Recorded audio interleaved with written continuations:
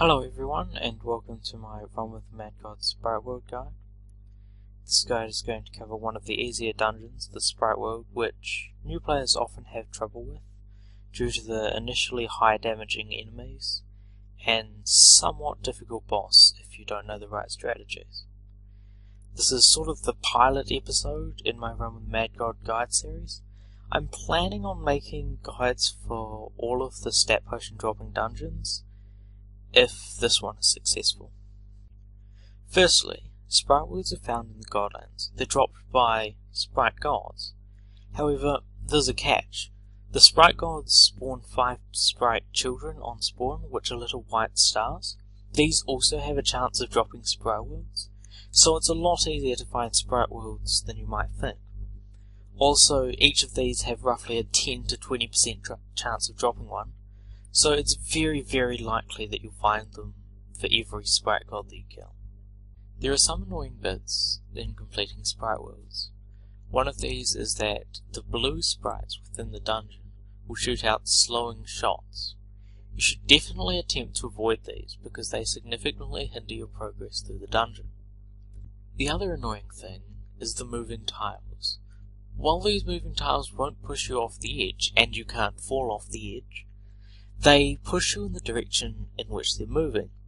This can be a hassle, especially if you're trying to complete the boss by standing on a specific tile, or trying to grab your dexterity potion from completing the dungeon. This can be avoided by standing on the white tiles, which don't push you around. Lyman the Sprite God, boss of the dungeon, is fairly easy if you know the right strategy. In her first phase, she shoots out a ton of bullets, which hit for 60 or more if you're on an unmaxed character. It's highly recommended to just stay out of the room while she shoots these, unless you're a maxed character, and I stay in the room because I am. If you stay out of the room, she will shoot out 7 circular bullet patterns, and then she will move on to her next phase. In this next phase, she'll shoot out 8 turrets, which will shoot bullets in between them.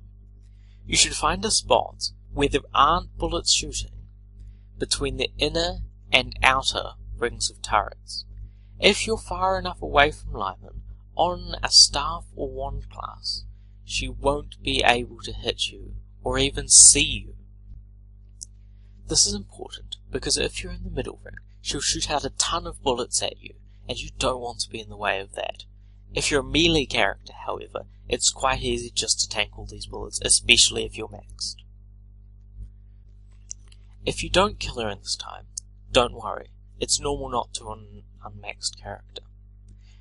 In her next phase, she'll be vulnerable all of the time, however she'll shoot out sprites which may annoy you. She'll also shoot out fairly damaging bullets which you should try and avoid. This phase, however, will be shorter the less health Lyman has. As soon as she starts flashing green, get out of the room because she's about to switch to her first phase again. This cycle will repeat until you kill her. If you kill her on the phase with the white towers, wait for the bullets to stop shooting before you get your loot. So many unmaxed characters have died because the turrets hit you for about 40 per shot, and there are a lot more shots than you would think, so just be patient and wait to pick up your loot.